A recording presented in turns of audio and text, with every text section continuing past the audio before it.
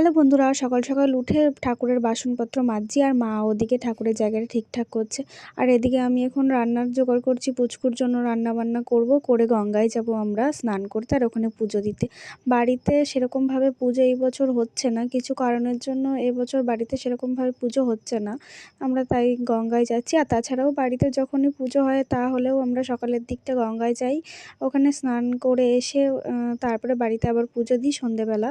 তো এইবারে যেহেতু হচ্ছে না, তো এমনিতেও তো গঙ্গায় যেতাম, তাও যাচ্ছি। আর বাড়িতে এসে এমনি নিজেদের মতো ঘরোয়াভাবে দেব।